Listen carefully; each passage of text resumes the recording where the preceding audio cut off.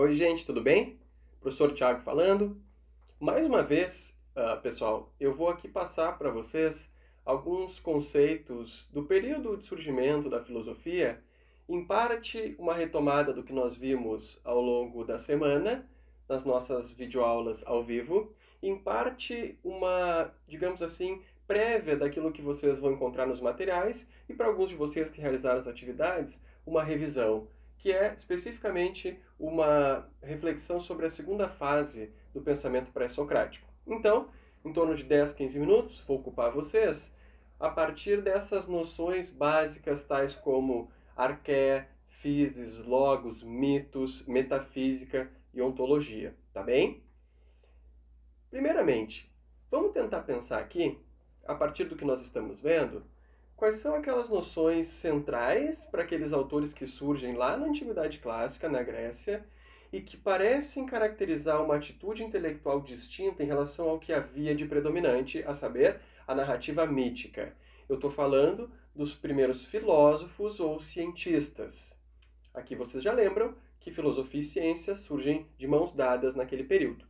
Que conceitos são esses e o que permite, por exemplo, Aristóteles, alguns séculos depois, dizer, olhando para trás, que aqueles primeiros filósofos, na verdade, foram fisiólogos? De início, pessoal, vale a gente lembrar que nós temos aqui uma narrativa que, à diferença do mito, tenta sim explicar a origem das coisas e a constituição mais básica da realidade, contudo, sem recorrer a seres sobrenaturais. Isso é bem importante. O que alguém como Tales de Mileto vai dizer, quando indagado acerca da estrutura mais elementar da realidade, do cosmos, ele vai responder que tudo que existe, absolutamente tudo que existe, é constituído, em última instância, por água. Além dele, tem outros caras, como Demócrito, para quem a arqué, ou estrutura mais básica e princípio originário do mundo, é o átomo, como para Empédocles serão os 4 elementos, como para Heráclito vai ser o fogo e assim por diante. O que é central aqui é que, a despeito das diferenças que têm entre si, esses primeiros filósofos, os pré-socráticos, eles têm em comum, eles estão convergindo numa tentativa de explicar a realidade, a sua origem e estrutura, a partir dela mesma, de maneira imanente e não transcendente, mencionando deuses quaisquer, tal como faz a narrativa ou o discurso mítico. Lembrem-se, tal como a gente viu em aula, como é que os gregos antigos explicavam a existência ou o surgimento das estações do ano. Não sei se vocês lembram disso. Eu lembro de ter narrado daquela maneira como é possível fazê-lo sem ser um contador de histórias, o mito do rapto de Perséfone. A Perséfone, filha de Deméter, foi raptada por Hades, etc, etc. E o tempo durante o qual ela ficava longe da mãe era um tempo nebuloso e improdutivo, porque a mãe ficava desolada, etc, etc. Vocês lembraram agora, tá?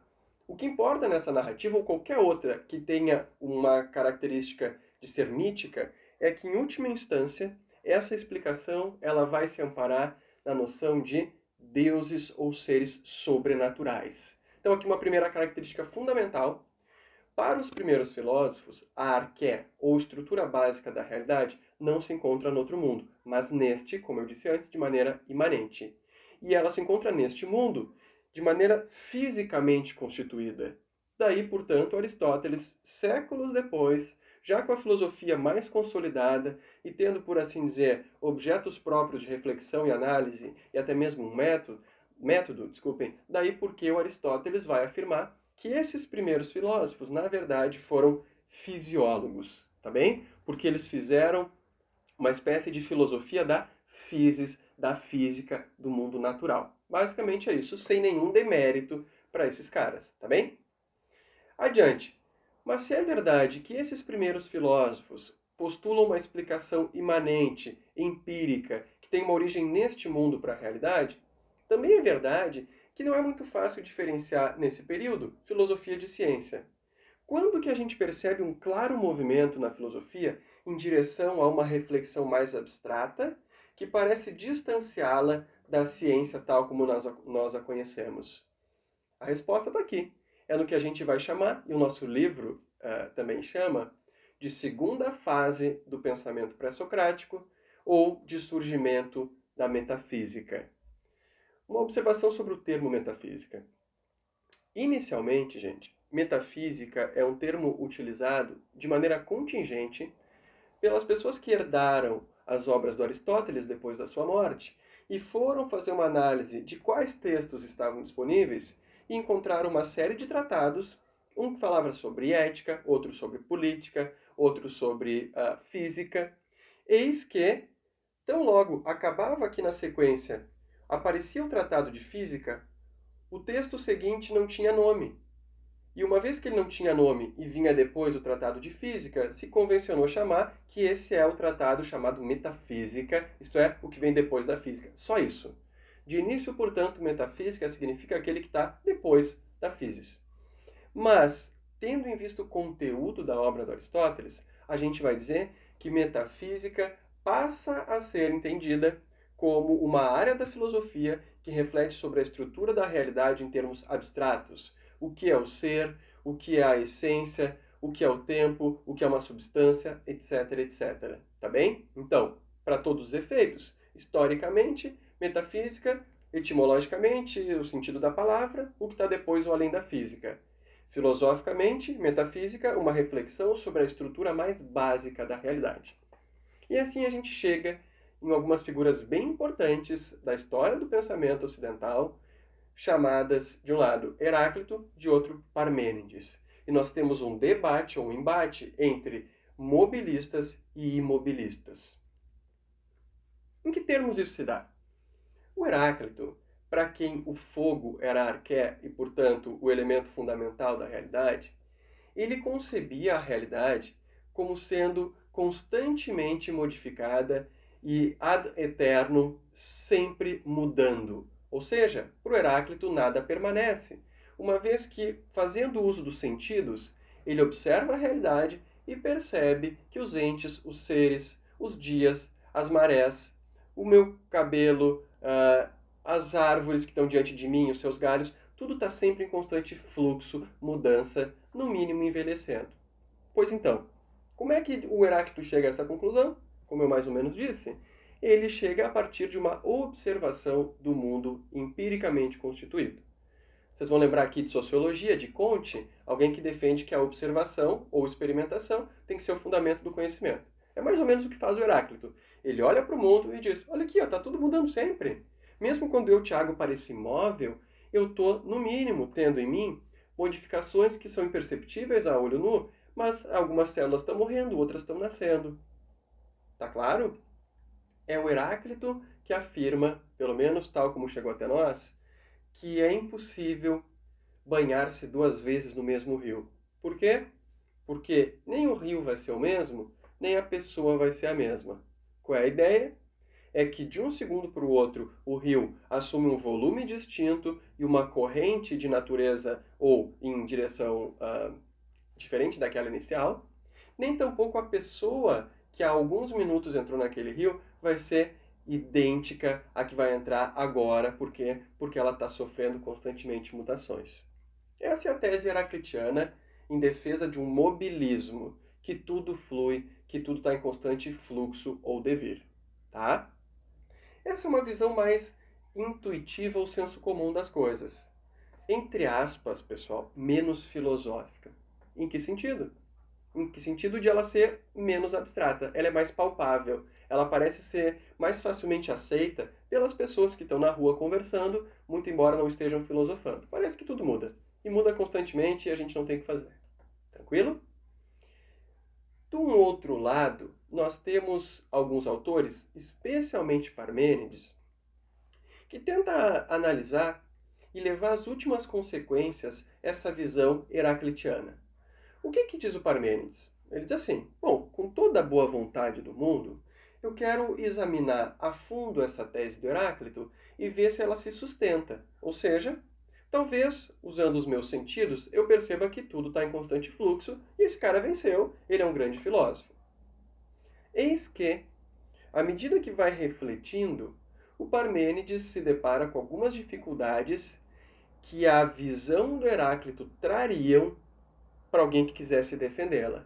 E no fim das contas ele vai se opor ao Heráclito dizendo, essa é a tese, que nada muda, que o mundo ele é eterno, ele é imutável, ele é sempre o mesmo. O ser é, o não ser não é, não existe mudança.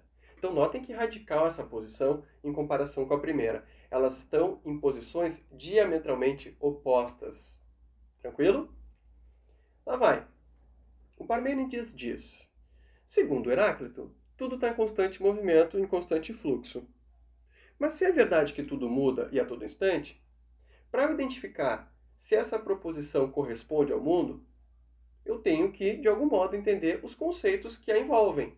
O principal conceito, nesse caso, é o conceito de mudança. E aí pergunto para Parmênides, o que significa mudar? E aí, refletindo, ele fecha os olhos, para de olhar para o mundo, e refletindo, ele se dá conta do seguinte: parece que racionalmente eu descubro que por uma coisa qualquer mudar, ela no tempo 1 em relação ao tempo 2 tem que ser diferente. Se ela não tiver nada de diferente no tempo 1 em relação ao tempo 2, essa coisa não mudou, portanto, eu não posso dizer que ela, de algum modo, deixou de ser o que era. Então tá aí. Primeira condição da mudança, que a coisa que muda, ela deixe de ser o que ela era. Se ela não deixar de ser o que ela era, ela não mudou, simples assim. Permaneceu.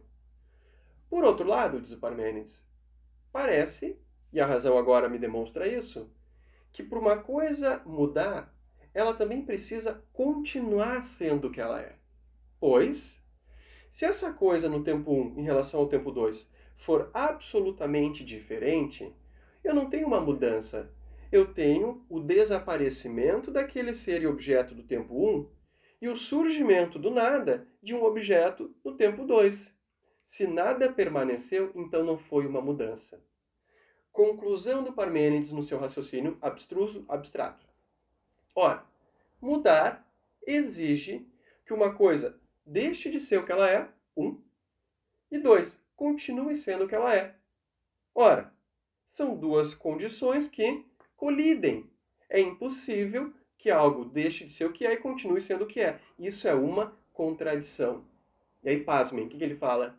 Se é uma contradição a mudança, o conceito de mudança, o mundo real não pode ser contraditório. É impossível que ele mude. Logo, o Heráclito está errado, nada flui, tudo permanece, o universo é uno, eterno, imutável. Aí vocês vão me perguntar, mas os sentidos não estão me mostrando que o mundo a todo instante está diferente? Resposta do Parmênides. Os sentidos nos enganam quando mostram mudanças no mundo, uma vez que tal coisa é impossível segundo a razão. Então a gente tem aqui, tal como se concede, um primeiro caso de um autor que dá uma primazia, muito mais relevância e valor para a razão e reflexão do que para os sentidos e o modo como eles percebem a realidade. Tá certo? Um parênteses, para quem não sabe, o termo grego aletheia significa uma menção ao mesmo que verdade, pela primeira vez usado pelo Parmênides. O que é aletheia? E aí eu acho que pode ilustrar o nosso tema. O a, nesse caso, é um prefixo de negação, ausência de, e letos significa véu, sabe? Um véu qualquer. Então, como é que o Parmênides vai chamar a verdade? Ele diz, aletheia, ausência de véu. Ele está fazendo uma alusão figurativa a alguém que usa os seus sentidos para ver o mundo e acredita que a visão, o tato, o paladar realmente dizem como as coisas são. Para ele, Parmênides, isso na verdade é o véu, e se eu quiser descobrir a verdade, eu tenho que tirar esse véu e refletir apenas com a razão abstratamente. Tranquilo, gente? Então, o que nós temos aqui? Dois autores que se antagonizam quando falam sobre sobre a estrutura mais básica da realidade. Para um, tudo está em constante fluxo, em constante devir, nada permanece, eu não posso entrar duas vezes no mesmo rio. Para outro, não existe essa de que está tudo em fluxo, absolutamente nada muda, se move, se altera. O mundo é, o ser é, o não ser não é, ponto. Não existe mudança de um caso para o outro. Aqui nós estamos em terreno metafísico. É uma discussão abstrata, como eu falei a vocês, mas ela é, sim, inteligível. Para muitas pessoas, o modo como Parmênides e os outros eleatas, como Zenão e Melisso, argumentam, seja nesses termos que eu apresentei, seja por redução ao absurdo, com os paradoxos do Zenão de Eleia, do Aquiles e da tartaruga, por exemplo, da flecha, esse modo parece, de uma certa forma, pontuar aquilo que daqui por diante vai ser a filosofia. A filosofia seria muito mais do que uma atividade empírica em que eu observo a realidade diante de mim, uma atividade em que eu reflito mesmo sobre aquilo que eu penso observar. Notem a diferença entre eu vejo isto, eu vejo um celular na minha frente gravando, e eu dizer, eu penso que eu vejo. E aqui, então, nós temos uma distinção bem importante no terreno daquilo que vai ser a base da filosofia clássica, com autores como Sócrates, Platão e Aristóteles. Feito, gurizada? A gente segue nas nossas atividades. Vou tirar mais dúvidas de vocês ali adiante do nosso fórum, mas por hora eu acredito que, junto do nosso texto, do nosso livro, de autoria do professor Danilo Marcondes, e também com essa exposição, a gente vai, por diferentes vias, consolidando alguns conceitos. Beleza? Espero que tenha feito sentido, apesar de muito abstrato, metafísico, e a gente se vê na sequência. Beijão para vocês. Se cuidem. Tchau, tchau.